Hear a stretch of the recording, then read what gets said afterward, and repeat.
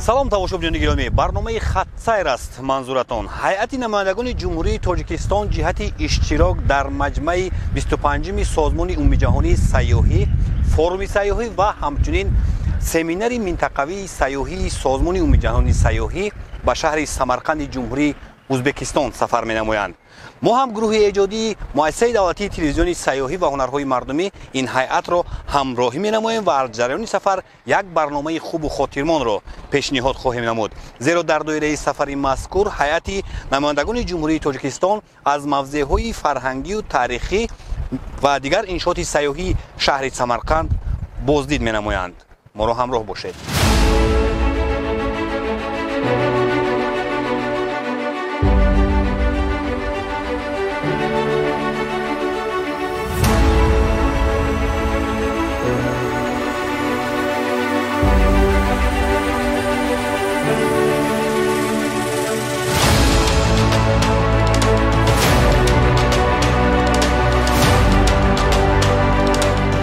бинандагони гиромӣ, мо аллакай сарҳади ҷумҳурии Тоҷикистон ва ҷумҳурии Узбекистонро гузаштем ва инак вориди ҷумҳурии Узбекистон шудем. дар идома моро зарур аст тақрибан 50 километр роҳро то маркази шаҳри Самарқанд тай намоем.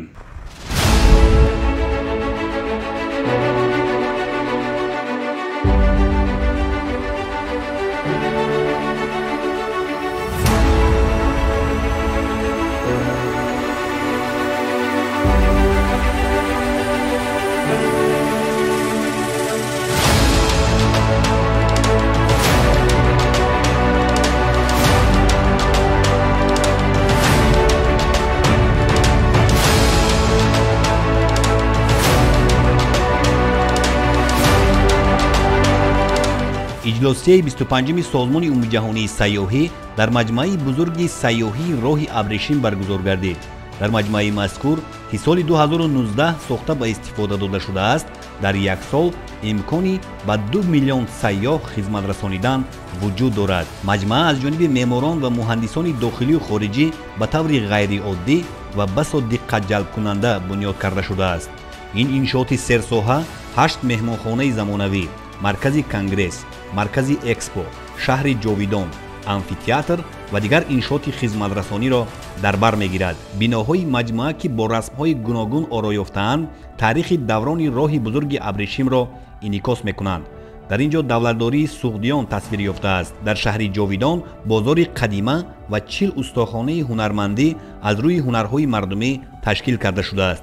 ин ҷо ҳунармандон дар ҳузури сайёҳон аз рӯи кандакорӣ дар чӯб, кулолгарӣ, омода намудани коғази абрешимӣ, ҷавоҳирот ва қолинҳо дарсҳои маҳорат мегузаронанд. дар баробари ҳайати Тоҷикистон ҳамчунин намояндагони дигар кишварҳои аъзои созмони умумиҷаҳонии сайёҳӣ, кишварҳои шарик, созмонҳои байналмилалӣ ва ниҳодҳои донорӣ ки дар чорабинии фавқузикр иштирок менамоянд, анъана ва расму оини миллатҳои гуногуни шаҳри Самарқандро дидан карданд.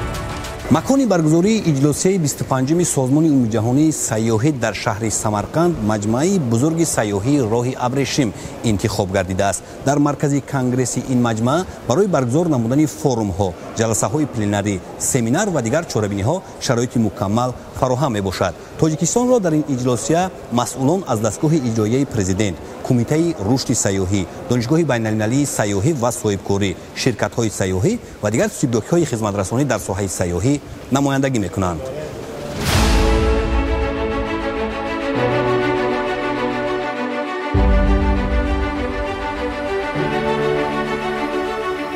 маросими кушодашавии иҷлосияи 25-ми созмони умумиҷаҳонии сайёҳӣ 16 октябр сурат гирифт. дар ин маросим ки намояндагони ҷумҳурии Тоҷикистон ҳамчун аъзои комилҳуқуқи созмони умумиҷаҳонии сайёҳӣ иштирок доштанд, таъкид гардид ки соҳаи сайёҳӣ дорои қудрати бузургест барои наздик кардани фарҳангҳо, фароҳам овардани имкониятҳои нав ва мусоидат ба рушди устувор мебошад. ин соҳа яке аз бузургтарин бахшҳои иқтисоди ҷаҳонӣ маҳсуб меёбад. бо вуҷуди пешрафт ва дастовардҳои назаррас ба соҳаи сайёҳӣ, инчунин мушкилоти глобалӣ ба ҳам алоқаманд таъсир мерасонанд. таҳдиди буҳрони иқлим ба бисёр маконҳои сайёҳӣ аз ҷумлаи мушкилоти мавҷуда мебошад, ки ин омил бисёре аз кишварҳои рӯ ба тараққии ба соҳаи сайёҳӣ вобастаро ба буҳрони афзояндаи молиявӣ рӯбарӯ месозад. истифодаи тамоми иқтидорҳои сайёҳӣ барои баргаштан ба роҳи расидан ба ҳадафҳои рушди устувор муҳим шуморида шуд. сармоягузорӣ ба сайёҳии устувор ва фарогирӣ, ҳифзи муҳити зист ва гуногунии биологӣ, ташкили ҷойҳои кории арзанда ва мусоидат ба системаҳои устувори ҳифзи иҷтимоӣ аз ҳадафҳои асосии Созмони Умумиҷаҳонии Сайёҳӣ мебошанд. иҷлосияи Созмони Умумиҷаҳонии Сайёҳӣ дар 2 сол як маротиба баргузор гардида, дар он намояндагони воломақоми давлатҳои аъзои созмон, доираҳои ҷаҳонии сайёҳӣ, сармоягузорон ва намояндагони пешсафи саноати сайёҳии ҷаҳонӣ аз бахшҳои давлатӣ ва хусусӣ, муассисаҳои илмӣ, касбӣ ва омӯзишии риштаи сайёҳӣ ва воситаҳои ахбори омма иштирок менамоянд. дар маҷмаи навбатӣ, ки дар шаҳри Самарқанди Ҷумҳурии Узбекистон бо шукӯҳ баргузор шуд, ҳайатҳо аз 140 кишвари аъзо иштирок доштанд. бояд тазаккур дод, ки имрӯз дар Созмони Умумиҷаҳонии Сайёҳӣ 150 давлати ҷаҳон аъзо мебошад. дар маҷмаи Созмони Умумиҷаҳонии Сайёҳӣ муҳимтарин масъалаҳои соҳаи сайёҳии ҷаҳон баррасӣ мегардад. боиси ифтихор ва сарфарозист, ки дар ҷаласаи 68-уми Комиссияи Созмони Умумиҷаҳонии Сайёҳӣ барои Аврупо, ки таҳти сарпарастии ҳукумати Булғористон аз 31 то 2 июни соли 2023 дар шаҳри София баргузор гардид, дар қатори Ҷумҳурии Узбекистон ва шоҳигарии Испания, Ҷумҳурии Тоҷикистон узви раёсати кумита оид ба масъалаҳои узвияти шарикӣ барои солҳои 2023-2027 интихоб гардид. кумитаи оид ба масъалаҳои узвияти шарикӣ яке аз 7 кумитаи асосии созмон ба ҳисоб рафта, дар тамоми масъалаҳои вобаста ба муколама, мубодилаи иттилоот ва андешидани чораҳои минбаъда дар иртибот ба узвияти шарикӣ, ки дар он зиёда аз 500 ширкатҳои кишварҳои олам, муассисаҳои таълимӣ ва тадқиқотӣ, созмонҳои ғайридавлатӣ аъзо мебошанд, баррасӣ карда мешавад. дар форуми байналмилалии сармоягузорӣ дар соҳаи сайёҳӣ, ки санаи 17 октябр дар маркази экспои маҷмаи сайёҳии роҳи абрешими шаҳри Самарқанд доир гардид, масъалаи тамоилҳои байналмилалии сармоягузорӣ дар соҳаи сайёҳӣ, барномаи сармоягузории Созмони Умумиҷаҳонии Сайёҳӣ барои пешбурд ва дигар мавзӯъҳои вобаста ба соҳаи сайёҳӣ дар бахши хусусӣ аз қабили ояндаи насли сармоягузории сайёҳӣ, сармоягузорӣ ва рушди инсонӣ ва сайёра, дурнамои сармоягузории сайёҳӣ, пешбурди намудҳои нави сармоягузорӣ дар самти меҳмоннавозӣ ва инфраструктури устувор, тағйир додани нақшаҳои сармоягузории хусусӣ ва кооператорҳо ва ғайра мавриди муҳокима қарор дода шуданд. дар форум намояндагони соҳаи сайёҳии Ҷумҳурии Тоҷикистон, масъулони сохторҳои вобаста ва соҳибкорону сармоягузорон фаъолона иштирок намуданд. вобаста ба дурнамо ва рушди минбаъдаи соҳаи сайёҳӣ дар ҷаҳон таклифу пешниҳодҳои мушаххас ироа намуданд. 93% Ҷумҳурии Тоҷикистонро кӯҳсор ташкил медиҳад ва дар мамлакати мо ба рушди соҳаи сайёҳӣ диққати махсус равона гардида, аз ҷумла дар бахши хусусӣ вобаста ба сармоягузорӣ имтиёзу сабукиҳои зиёд пешниҳод карда шудааст.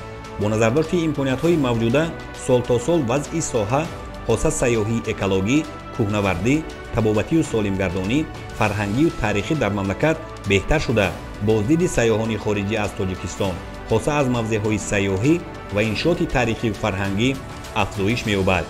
иштироки фаъоли намояндагони бахши сайёҳии Тоҷикистон дар чунин чорабиниҳои сатҳи баланд аз як ҷониб дар муаррифии иқтидорҳои сайёҳии мамлакат замина гузорад, аз тарафи дигар барои мутахассисон табодили таҷриба мешавад.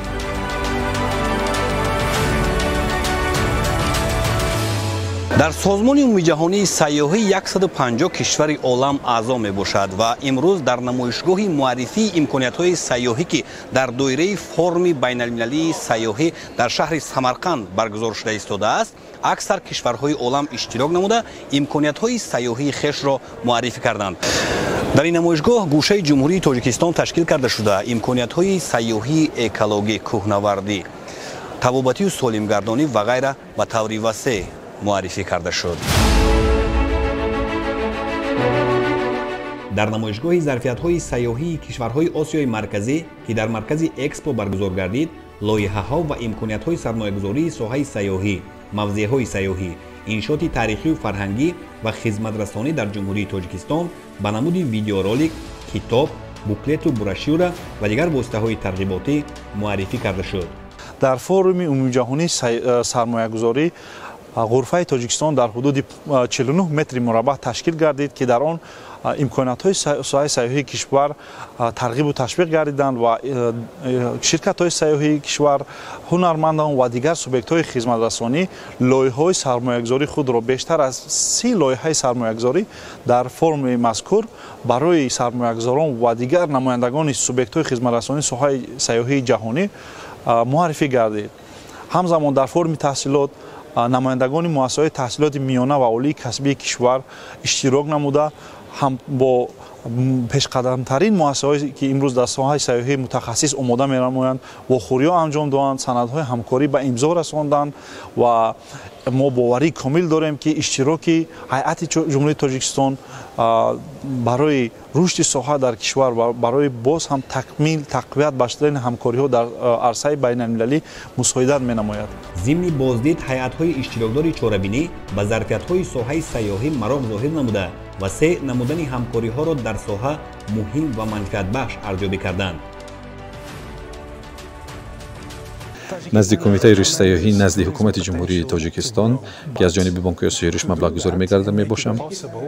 Тоҷикистон аз лиҳози иқтидорҳои сайёҳӣ бисёр кишвари пурғановат ва бой ҳастааст ва ҷиҳати тарғиб ва ҷалби сайёҳони байналмилалӣ ман фикр мекунам ки мо дар ин ҷода корҳои дуруст ва гомҳои баландро бардошта бошем ва тавре Тоҷикистонро муаррифӣ намоем ки сайёҳони байналмилалӣ тавонанд Тоҷикистонро ҳамчун як самти асосӣ интихоб намоянд. Аз ин хотир нақшаи генералии рушди сайёҳии Панҷакент ва минтақаи кӯҳҳои Фон дар доираи лоиҳа аллакай омода гардидааст ки ин самт бисёр як самти пурғановат ва аз лиҳози зарфиятҳои табиии сайёҳӣ хело бой мебошад ва фикр мекунам ки ин нақшаи генералӣ метавонад дар оянда сайёҳонро ба ин минтақа ҷалб намояд. Он чи ба семинари минтақавии Созмони ҷаҳонии сайёҳӣ дахл дорад, имрӯз дар шаҳри Самарқанд баргузор гардидааст. Ман фикр мекунам барои Тоҷикистон ин як имконият ҷиҳати расонидан ба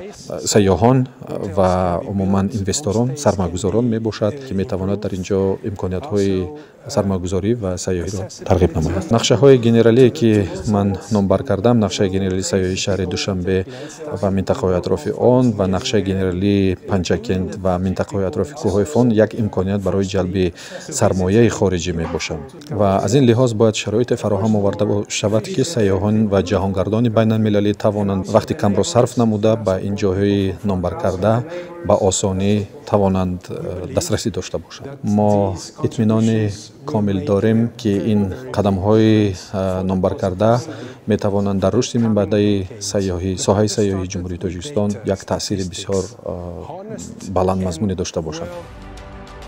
дар доираи иҷлосии 25-ми созмони умумиҷаҳонии сайёҳӣ ҳамчунин форуми байналмилалии таҳсилот доир гардид. дар форуми мазкур намояндагони ҷумҳурии Тоҷикистон аз ҷумла масъулон аз донишгоҳи байналмилалии сайёҳӣ ва соҳибкорӣ фаъолона иштирок намуданд. ҳадафи асосии иштироки мо дар форуми мазкур ин густариши ҳамкориҳо бо муассисаҳои таҳсилоти олии касбии хориҷи кишвар ки дар самти сайёҳӣ мутахассисони баландихтисосро омода менамоянд мебошад. албатта дар дораи иштирок дар форуми мазкур раёсати донишгоҳи байналмилалии сайёҳӣ ва соҳибкории Тоҷикистон бо як қатор муассисаҳои таҳсилоти олии касбии Осиёи марказӣ ва хориҷи кишвар ва дигар кишварҳои хориҷӣ шартномаҳои нави ҳамкориро ба имзо расонид. албатта дар доираи созишномаҳои мазкур табодули академии донишҷӯён, такмили ихтисоси омӯзгорон ташкил карда мешаванд. ҳамчунин дар доираи муқаррароти созишномаҳои мазкур таҳқиқоти илмии муштарак, инчунин таҳия ва иҷрои лоиҳаҳо аз ҷумла лоиҳаҳои муштарак дар риштаи сайёҳӣ амалӣ карда хоҳанд шуд.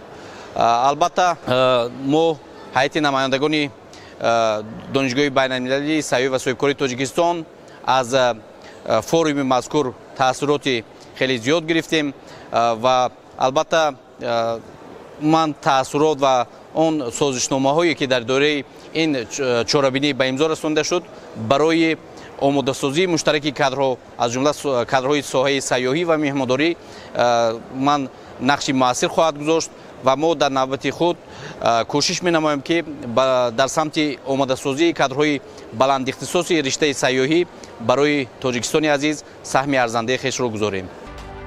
дар доираи иҷлосияи 25-ми созмони умумиҷаҳонии сайёҳӣ дар шаҳри Самарқанди ҷумҳурии Узбекистон мулоқоти раиси кумитаи рушди сайёҳӣ назди ҳукумати ҷумҳурии Тоҷикистон Камолиддин Муминзод бо намояндагони якчанд кишварҳои аъзо баргузор шуд.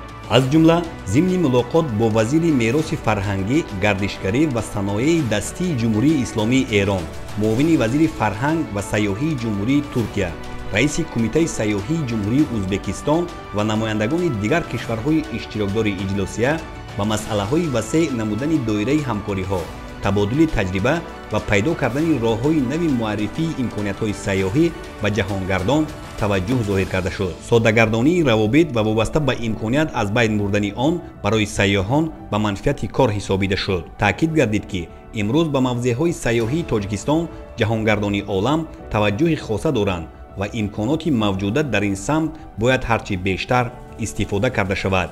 ҷаласаҳои пленарӣ ки аз муҳимтарин нишастҳои 25-мин иҷлосияи созмони умумиҷаҳонии сайёҳӣ маҳсуб меёбанд, рӯзҳои 18 ва 19 октябр баргузор шуд.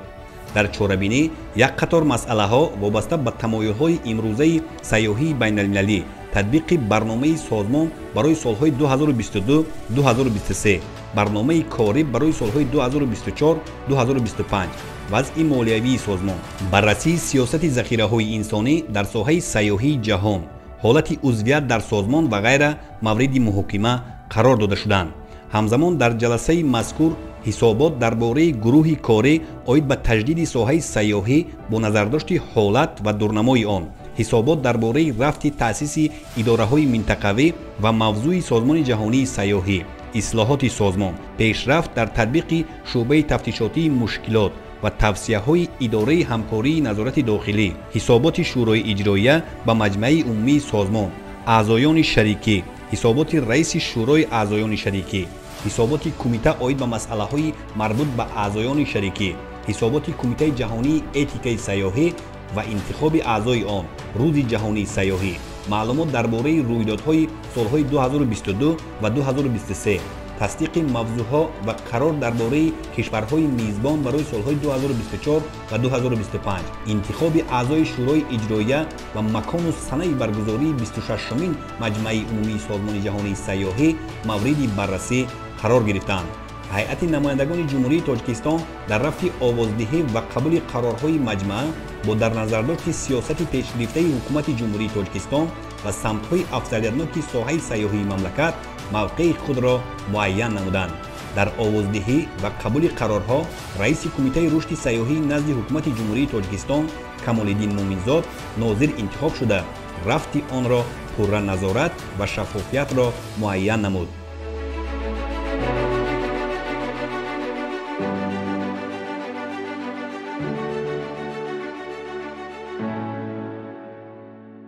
ҳайати намояндагони ҷумҳурии Тоҷикистон дар шаҳри Самарқанди ҷумҳурии Узбекистон ба хотири омӯзиш ва табодули таҷриба аз мавзеъҳои таърихию фарҳангӣ ва дигар иншооти хизматрасонии шаҳри Самарқанд дидан намуданд. дидан намудан аз майдони регистон ё қалби Самарқанд дар вуҷуди ҳар нафар хотираҳои неку гувороро маскан мекунад. ин боздид шахсро ба таърих, маданият ва касбу ҳунари нодири инсонӣ ошно месозад. расадхона ва мадрасаи Улуғбек ва маҷмаи Имомбухорӣ аз гузашта маркази илму адаб, фарҳангу маданият ва касбу ҳунар будани Самарқандро бозгӯ мекунад. дар баробари миллатҳои гуногун тоҷикони зиёд низ дар Самарқанд аҳлона ба сар мебаранд ва ин ҷо анъанаву расму русуми хешро ки бо миллати узбек яканду ҷаҳонiyonро ба тааҷҷуб овардаанд тарғиб мекунанд.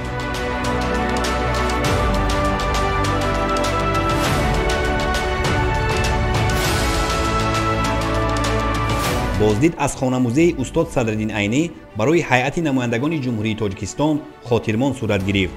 خانه موزه استاد در کوچه ریگستان جایگیر بوده از 3 قسم ایوان، خانه های کهنه و خانه های نو عبارت می باشد. صدرالدین عینی از سال 1923 تا آخری عمر در این خانه زندگی کرده. در اینجا اثرهای زیاد ایجاد نموده است. از سال 1967 این جانب خانه استقامتی عینی همچون خانه موزه در فهرست آثارخانه های جمهوری ازبکستان عمل می کند.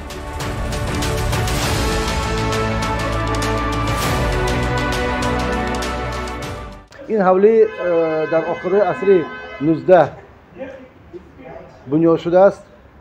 در این حوله پیشتر یک سوداگر سمرقندی زندگانی میکرد و عینی این حوله رو خریدن، بعد از خانه‌دار شدنشان و این حوله مرکزی محفل ادبی همون دور شد. هم ادیبان تاجیک، هم ادیبان ازبک، عالمان، مورخان، تمام اهل ضیا در این خاندان جمع شدند و از استاد سبق می‌گرفتند. بنابراین این خانه رو ما همچون یک خانه مرکزی محفلی همون دور گفته پاس می‌داریم.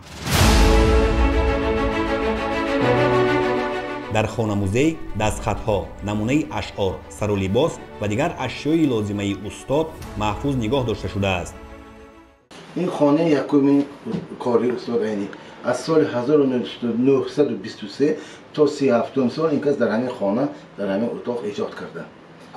کار میکردن در میز نشسته، در سر همین میز همون اثرهای بی‌زوال عینی که از جلادان بخارای و یتیم و دیگر در همینجا آفریده شدند.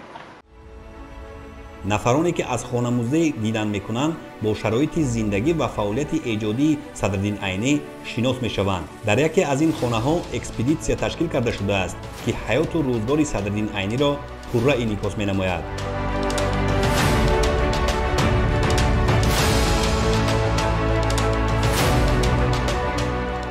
اگر عینی همین حالت با آمده باشند سالهای 25 در یکی از مکتب‌هایی که از طرف عبدالقادر شکوری سمرقندی تشکیل شده بود، مکتبی اتحادیه نو، دیگه از معلمی میکردن. این مکتب از مکتب‌های کهنه با آن فرق میکند که در اینجا نه فقط درس‌های دینی بلکه درس‌های دنیوی هم گذاشته میشن. برای اینجا عینی حتی ببینید علاوه دختر بچه هم به مکتب قبول شدن. عموما وقتی که عینی در سمرقند آمدن این کس را آدمان بزرگی سمرقند دستگیری کردن. گل ملت محمد خوجه بهبودی، جدید دانر یک، اسمت الله رحمت الله زاده چند سال در خاولی این کس عینی زندگانی کرده.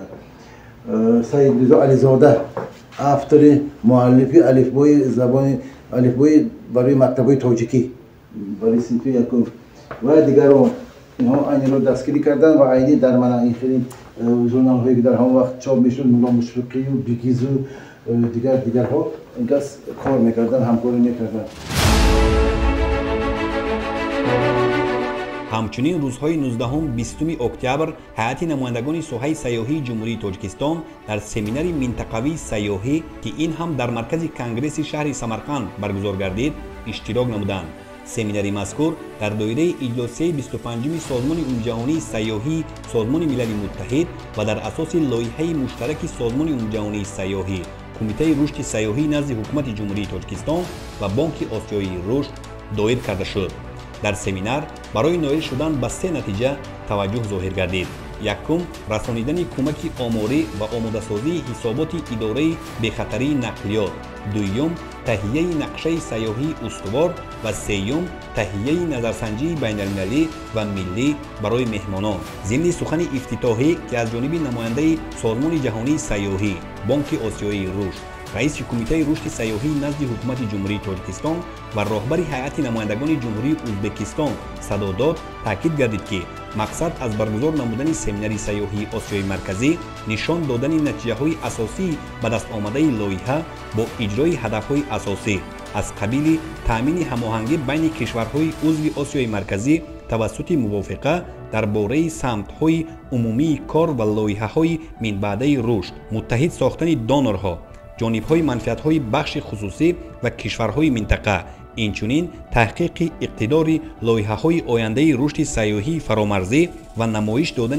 کارهای جاری، پیشرفت‌های دخلدار در منطقه با کمک سازمان عمومی جهانی سیاحی و کارشناسان تخصصی میباشد. We are here today in Samarkand during the UNWTO's General ما خرسند هستیم که در دایره لایحه رشد سیاحی که از جانب بانک آسیای رشد مبلغ گذاری گردیده در کمیته رشد سیاحی نزد حکومت جمهوری تاجیکستان تطبیق می‌گردد همکاری خود را به راه مانده ایم و امروز آنچه که شما می‌بینید این سمینار منطقوی سازمان جهانی سیاحی یکجا با کمیته رشد سیاحی نزد حکومت جمهوری تاجیکستان در شهر باستانی سمرقند برگزار گردیده است. در قسمت خود ما نقشه رشد سیاحی جمهوری تاجیکستان را با نظام آماری یاری سیاحی از جمله با برگزار نمودن دو تحقیقات سیاحان داخلی و بین المللی همکاری را به راه ماندیم و در این چاره‌بینی امروز طوری که شما شاهد کردید مهمانان از دور و نزدیک از منطقه آسیای میانه و برون از مرزیان دعوت گردیدند و اشتراک کردند با رونماهای خود و پیشنهادهای خود و ما خرسند هستیم. بسیار یک واخوری پرمحتوا بود و ما اطمینان کامل داریم که در آینده همکاری خود را با جمهوری تاجیکستان باز نیز در سطح بلند تقویت داده برای خواهیم ماند. در سمینار کشورهای آسیای مرکزی خاصه قزاقستان، قرقیزستان، تاجیکستان و ازبکستان اینچنین کشورهای شریک از قبیل چین، ترکیه و امارات متحده عرب، سازمان‌های بین‌المللی و نهادهای دانوری و جانب‌های منفعت‌دار ساحه سیاحی بخش خصوصی از منطقه و بیرون از آن اشتراک داشتند. سمینار سیاحی آسیای مرکزی در 3 جلسه صورت گرفت. در جلسه یکم موضوع رشد سیاحی در آسیای مرکزی، دورنمای ملی، امکانیت‌ها، مشکلات و افضلیت‌های رشد بررسی شده کشورها معرفی گردیدند. تاکید کرده شد که کشورهای آسیای مرکزی دارندگان میراث بی‌نظیر طبیعی و هم فرهنگی میباشند که از آنها میتوان کنسپسیون سیاحی توانا، اینواسیونی و خیلی مطابق شونده به وجود آید. چنین پتانسیل از حساب افزایش علاقه و اعتراف اهمیت استراتژیکی منطقه در نقشه‌های سرشماری رشد میتواند بیشتر گردد. در جلسه یکم همچنین به دورنمای رشد ساحه سیاحی آسیای مرکزی، وحدت جغرافی، تحولات به هم علاقمند تاریخی و اهمیت استراتژیکی دوامدار، کمبودی‌های کلی ساختاری، همکاری‌های منطقوی و رشد سیاحی فراملی، سرمایه‌گذاری، تجارت، انفراستراکچور نقلیات و خدمت‌رسانی اهمیت خاصه ظاهر کرده شد. The Republic of Tajikistan is one of the most amazing countries in terms of tourism development that people. تاجیکستان یک کشور دارای اقتدارهای خیلی هم پرقناوت سیاحی می باشد که متاسفانه نه همه جهانگردان از این آگاه هستند. جمهوری تاجیکستان به نظر من یکی از کشورهای کلیدی از لحاظ قناوت‌های سیاحی، مهمان نوازی، مهمان دوستداری می باشد.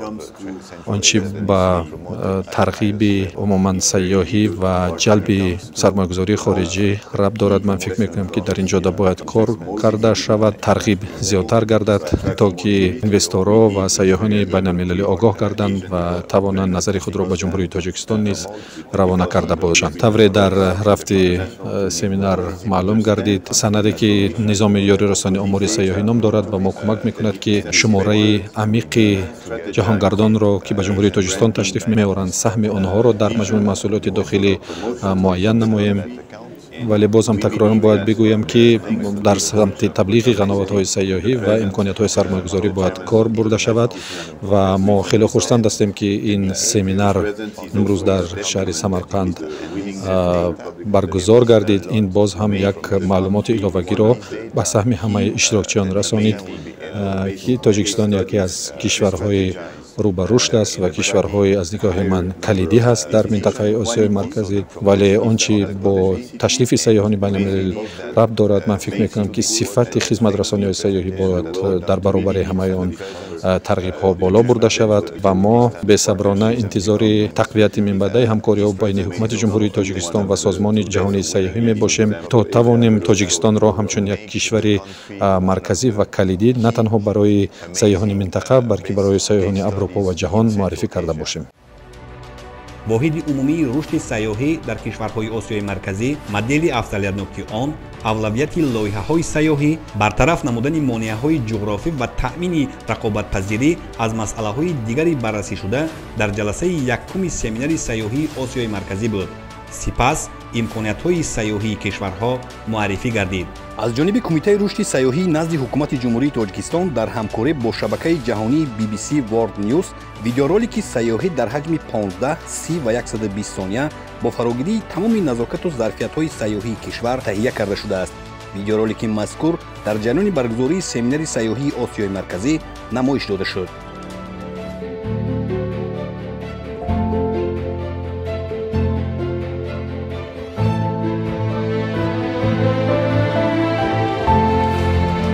گفته شد که در تاجیکستان برای رشد بخشیدن سیاحی اکولوژی، کوهنوردی، اگراری، طبابتی و سالمگردانی و غیره شرایط وسیع موجود می باشد و حکومت مملکت در این سمت امتیازهای زیاد را فراهم آورده است. موضوع جلسه دومی سمینار رشد سیاحی در آسیای مرکزی، دورنمای بین المللی، امکانیت‌ها، مشکلات و افضلیت‌های رشد میباشد. در این جلسه سازمان‌های بین المللی و دونورها دایر به پیدا نمودن راه‌های نوی رشد بخشیدن ساحه، سرمایه‌گذاری برای ساحه سیاحی در کشورهای آسیای مرکزی و دورنمای همکاری‌ها ابراز نظر کردند. سازمان عمومی جهانی سیاحی و سازمان‌های شریک دورنما عاید به آسیای مرکزی امکانیت‌ها و وضع لایحه‌های فرامرزی همزمان هدف‌ها و ذخیره‌های خود را برای منطقه مبادله نمودند. سپس مباحثه گروهی برای معین کردن هدف‌های عمومی و لایحه‌هایی که در آینده عملی می‌شوند صورت گرفته. همچنین لایحه و امکانیت‌های سازمان‌های بین‌المللی معرفی گردید. семинари мазкур дар доираи татбиқи лоиҳаи рушди сайёҳӣ назди кумитаи рушди сайёҳӣ назди ҳукумати ҷумҳурии тоҷикистон ки аз ҷониби бонки осиёи рушд маблағгузорӣ мегардад дар шаҳри бостонии самарқанд имрӯз барпо гардида истодааст. маврид ба тазаккур аст ки дар чорабинии мазкур меҳмонон аз аксарият гӯшаву канори минтақаи осиёи миёна аз ҷумла аз ҷумҳурии қирғизистон, қазоқистон, узбекистон, туркманистон ва дигар кишварҳои дӯсту бародар аз ҷумлаи Туркияву дигар кишварҳои берун аз минтақаи осиёи марказӣ иштирок доштанд ва иштирокчиён дар мавзӯъҳои гуногун аз ҷумла имкониятҳои сайёҳии минтақаи осиёи марказӣ, имкониятҳои сайёҳӣ ва иқтидори сайёҳии ҷумҳурии тоҷикистон, рушди нақшаҳои минбанда, ироа намудани ташаббусҳо ва идеяҳои нав дар самти рушди сайёҳии ҳам ҷумҳурии тоҷикистон ва ҳам минтақаи осиёи марказӣ ироа гардиданд. мероси фаровони фарҳангӣ ва мавзеъҳои сайёҳии табиӣ ҳамчун нуқтаҳои беназири фурӯш ва таваҷҷуҳи тиҷоратӣ ба минтақа дар солҳои охир ба таври назаррас афзоиш ёфтааст. расмиятҳои раводид ва убури сарҳад, инфраструктураи нақлиётӣ, идоракунии кооперативӣ ва кафолати сифат аз масъалаҳое мебошанд ки бештар ба онҳо намояндагони бахши хусусӣ бархӯрд меоянд ва мавзӯи ҷаласаи сеюм маҳз ба бахши хусусӣ бахшида шудааст, яъне рушди сайёҳӣ дар осиёи марказӣ, дурнамои бахши хусусӣ. имрӯз сайёҳони байналмилалӣ ва дохилии осиёи марказӣ бояд то ба сафар баромадан аз тарзи сафар, фаъолияти ширкатҳо, роҳбаладон, ҷойгиршавӣ, шароити меҳмонхона, истифодаи нақлиёт огоҳ бошанд ва намояндагони бахши хусусӣ ҳам хислатҳои мушаххаси меҳмононро ба хубӣ омӯзанд. гуфта шуд ки аз тарафи намояндагони бахши хусусӣ ё туроператорон эҳтиёҷоти воқеӣ аз нуқтаи назари нархгузорӣ, расмиёти маъмурӣ, маркетинг ва рушди маҳсулоти сайёҳӣ бояд пурра ва дақиқ тавсиф карда шавад. ҷумҳурии тоҷикистон бо истифода аз ин фурсати муносиб тавонист 30 адад лоиҳаҳои сармоягузорӣ дар соҳаи сайёҳӣ ва хизматрасониро пешкаши сармоягузорони хориҷӣ гардонад. барои ҷумҳурии тоҷикистон ва хусусан соҳаи сайёҳӣ иштирок ва муаррифӣ намудани имконият ва иқтидорҳои сайёҳӣ бисёр муҳим мебошад ва мо пайваста талош мекунем ки бо истифода аз ин платформаҳои байналмилалӣ тавонем тамоми ҷозибияҳои сайёҳии худро пешкаши тамоми дӯстдорони сайру сайёҳат гардонем. айни ҳол қисме аз намояндагони мо дар панели форуми байналмилалии таҳсилот иштирок намуда истодаанд ва қарор аст ки дар доираи ин форум миёни донишгоҳи байналмилалии сайёҳӣ ва соҳибкории тоҷикистон ва дигар донишгоҳҳои риштаи сайёҳӣ як қатор санадҳои ҳамкорӣ ба ин зон расонида шавад, ки ин ҳам метавонад минбаъд барои омода кардани кадрҳои соҳибтахассус дар соҳаи сайёҳӣ мусоидатӣ фаъол намояд. аз ҷаласаҳои семинари сайёҳии осиёи марказӣ афзалияти лоиҳаҳо ва роҳи оянда хулоса карда шуда, пайгирии масъалаҳои баррасишуда барои рушди минбаъдаи соҳаи сайёҳӣ дар кишварҳои осиёи марказӣ муҳим ва ҳатмӣ шуморида шуд. иштироки намояндагони ҷумҳурии тоҷикистон дар ҳайати масъулон аз дастгоҳи иҷроияи президенти ҷумҳурии тоҷикистон, кумитаи рушди сайёҳӣ, донишгоҳи байналмилалии сайёҳӣ ва соҳибкорӣ, ширкатҳои сайёҳӣ ва дигар субъектҳои хизматрасонӣ дар соҳаи сайёҳӣ дар чунин чорабинии сатҳи баланд рушди минбаъдаи соҳаи сайёҳии мамлакатро таъмин менамояд. ҳамин тариқ ҳайати намояндагони ҷумҳурии тоҷикистон баъди иштироки фаъолона дар ҷаласаву форум, семинар ва дигар чорабиниҳои 25-мин иҷлосияи созмони умумиҷаҳонии сайёҳӣ ба ҷумҳурии тоҷикистон баргашта дар шаҳри Панҷакен аз муассисаи давлатии маҷмаи ҷумҳуриявии таърихию фарҳангии Панҷруд дидан намуданд.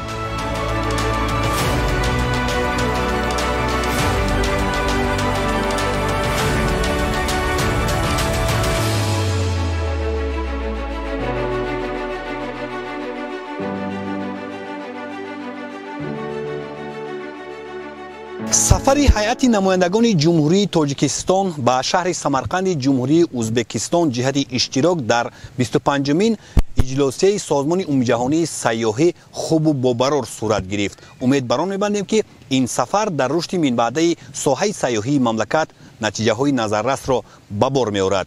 мо ҳайати эҷодии муассисаи давлатии телевизиони сайёҳӣ ва ҳунарҳои мардумӣ барномаи хатсайрро аз маркази шаҳри Панҷакент оғоз намуда будем ва инак дар оромгоҳи одамашӯҳаро Абу Абдуллоҳи Рудакӣ дар деҳаи Панҷруд ҷамъбаст менамоем. саодати зиндагӣ насибатон бошад.